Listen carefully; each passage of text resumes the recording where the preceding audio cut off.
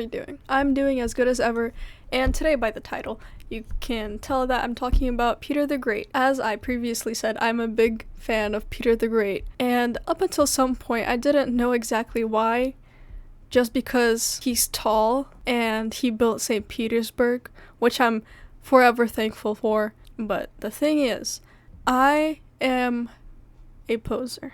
Yeah, I know, I'm sorry. I'm a fake Peter the Great fan, and I'm very sorry to admit that. To be honest, I can't retain any information about history. I cannot learn history at all. I brought up my grade from a D to a C recently just because I turned some stuff in, but other than that, I cannot learn history. I just can't retain the information. I didn't know why I liked Peter the Great so much.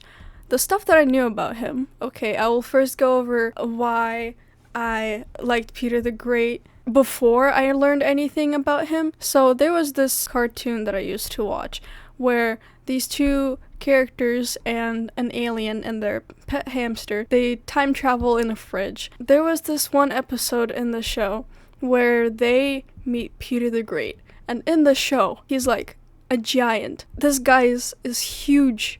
He is like as tall as my house, but he is portrayed as this very good guy, very friendly, and this legend who everyone fears but loves. And that impression that I got, he is incredible. He's a really cool guy. He built St. Petersburg. I mean, it wasn't him technically, but still he did it. Now, I don't know if I mentioned this before, but I was born in St. Petersburg, and I have a big admiration for that city. Maybe it's the nostalgia, but I don't know. Every time I visited Russia and I would go to St. Petersburg, it was just, wonderful to see it. It's a beautiful city. I recommend going there. I think that Moscow does not deserve to be the capital of my birth country, of Mother Russia. Moscow is not that cool. It's just a big business center. And I guess that's fair because everyone goes to Moscow. I like that because not that I don't want people visiting it. Yes, I do, but I don't want it to become some kind of tourist attraction, like Paris or something, or like Venice in Italy, just another place that people go to, because I think St. Petersburg is just such an incredible city. And it deserves way more than just a vacation time. But that's kind of a non sequitur, kind of a tangent. So let's go back to Peter the Great. I got the impression that he's a really good guy, and later I learned that he's not really like that. He's still pretty great. What I knew at that point before I actually started learning, I knew, of course, that he built St. Petersburg. The place where he built it was a swamp, and it was raining there all the time. And everyone was like, how in the world are we gonna build anything here?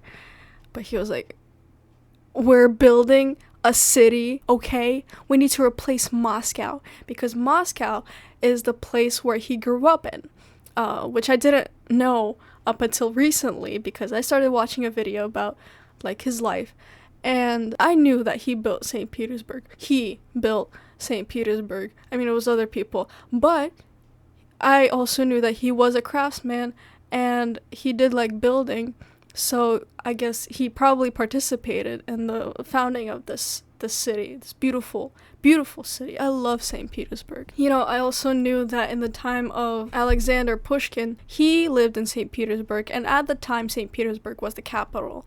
And then at some point it switched to Moscow, and I hate Moscow. Me and Peter the Great have a shared hatred for Moscow. I don't like it. Neither did he. He hated that place. Just despised Moscow. That's pretty much all I knew. That he built St. Petersburg. He was 7 feet tall. I think that's a valid reason to like him. And so I will go over some of the information that I learned so far.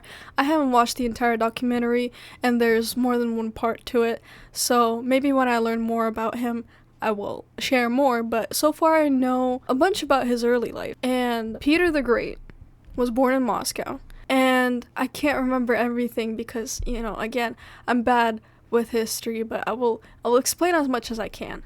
So Peter the Great, his either older sister or his aunt, I think it was his sister. She wanted to claim the throne because Peter was too small, and she was like, okay, I got this. I can get rid of him basically and start ruling on my own. That didn't work. Peter the Great was in charge. But there was still an option because he is still little. I think he was like, I don't know, maybe 7, 8 years old, somewhere around like that. And he was ruler of Russia. He's too young to be the ruler. There was this group of people. It was an oligarchy pretty much, where the people around Peter, they tried to kind of take over. They were like, oh, you have this problem going on in the country, maybe you should do this. And he didn't like any of them. He hated everybody in Moscow, and he hated Moscow. Why did he hate Moscow so much? There was some kind of massacre, some kind of bloody mass. Peter the Great had to watch close ones die violently. He moved to, I think it was Germany, and he met this lady Anna Mons, who he fell in love with, but he was forced to marry someone else. But he lived with Anna Mons, and he would visit his actual wife sometimes to show that he was married. In his life, I learned that Peter the Great, in that show that I was talking about, he seemed like this nice, friendly guy. Turns out, no, he was insanely inappropriate. I'm not even going to talk about the things that he did. He cursed a lot.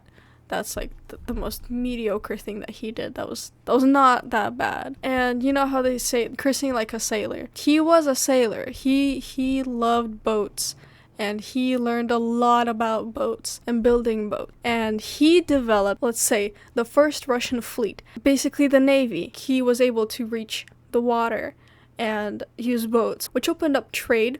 Obviously, because access to water is, first of all, trade. New culture, that is one of the biggest things. He absolutely hated Russian culture. And I don't mean like just everything about it, but like because it was so traditional and conservative. That's probably one of the things that I don't really agree with Peter the Great on, because I like traditional things and traditional Russian culture. Of course, he didn't do a bad thing at the time. He didn't ruin Russia. He brought a lot of good stuff to it. Another thing that I knew before I actually studied Peter the Great was that he brought potatoes to Russia, and also weed, which is not great because I don't support that stuff. Kids don't do drugs.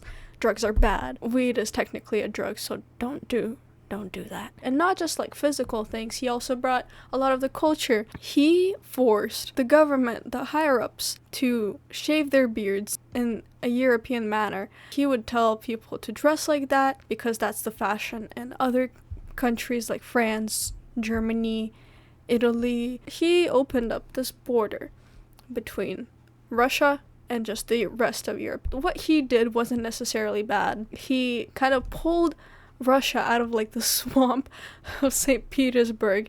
He took it out of, going exactly by tradition, and he brought reform to it. He brought something new, which I think was not a bad thing. Honestly, I don't like where Russia is going now. I don't like this word, but I'm gonna say Russia is kind of going woke. Maybe if Peter the Great didn't bring this reform, Russia would still be more traditional.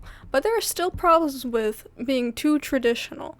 Racism is still very prevalent in Russia, and I'm starting to talk a little bit about like heavy topics, not just, oh, Peter the Great is so cool, he's so tall, and I love him so much. Sometimes I have to talk about serious things. Tradition is good and all, but sometimes, Russia is not a very welcoming country, or at least it wasn't a very welcoming country. It tried to retain its culture as much as it could, and I love Russian culture. I love my country. I think the people there are kind of stupid, and I don't like the president whatsoever, but I love the country. The culture is beautiful. Still, there's a bunch of bad stuff in it, and I think Peter the Great took a good step towards reform, I guess, to making it a little less stuck in its ways and bringing something new. And I wish it kind of stopped there and didn't advance more. Again, I'll be a little political here. Not political, maybe a bit controversial. I like America. There's just so many good things, like freedom of speech. And a lot of other countries don't have the good things that America has. But at the same time, America, I'll criticize it a little bit. It's a lazy country. The education is very poor. The kids are growing up kind of stupid here. And in other countries where education is very important, the kids are very harshly treated sometimes, but also taught very well. And even like the stupid people are smart. And as this Western culture, of course, Peter the Great brought culture from the West, as in Europe, not America. Peter the Great brought Western culture into Russia, and that was good reform. That was a good change, a change towards more novelty. As the time goes on, Russia becomes more and more open to such things, and this Western stuff, and by Western I'm talking about already America, it's coming over to Russia and other such countries, and it's kind of dumbing down the country. So was the reform that Peter the Great brought with him from Western Europe good? I think yes. Was it too much advancement? Pick for yourself. Maybe you'll care. Maybe you'll try to study. Try to learn more than what I know about Peter the Great. Me personally, I'm just a big fan of the guy, because even though he did a lot of things that I don't necessarily agree with, he was kind of hilarious. When he was a kid, he made these play battles where he would organize armies with the neighborhood kids, and they would actually fight, and sometimes they'd get injured. Peter the Great would organize armies. He was a great leader. I mean, he managed to convince people to build St. Petersburg in a swamp, and look at the city now. All those things that Peter the Great did. Was a good leader. He was kind of a hilarious guy, immature and inappropriate sometimes. He was still very capable. I think the stuff that he brought into Russia and the stuff that he did for the country was very valuable. I don't know, my opinion might change, but so far, Peter the Great is my favorite person in history. For today's vocab word, there was this one word that I screenshotted, and it is latria. I think that's how it's pronounced. It's a noun, and it is special worship given only to God. I think it's an important word because latria, as to us Christians, it's important. We should give worship to God that is like very special time to him, to no one else. No distractions. We shouldn't have any idols.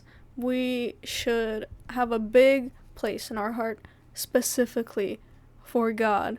We should make space in our home for God, and we should give him special worship because he should be important to us as believers. I don't know how many believers are watching me right now. If you go to church, it's important, whatever it may be. So this was kind of a big old rant. Hope you enjoy this video. It's kind of hard to post because I have so many things to worry about at school, and I hate it so much. So I might be doing homeschool next year. And if I do, I will definitely have much more freedom and time and strength to make videos, because when I come back from school, I do not feel inspired. School takes away inspiration, and I don't feel inspired. So I just sit there, I play games, I draw stuff, or I make crafts, or I have the energy to clean my room or go somewhere. But making videos, it can get kind of tough for me. So if I do switch to homeschool, I promise that I'll do my best. I'll try to improve as well, because I want my content to be enjoyable. I guess that's kind of it. Thank you for watching my video. Comment. I love reading comments. It makes my day. I'll see you soon. Everbearkins over and out.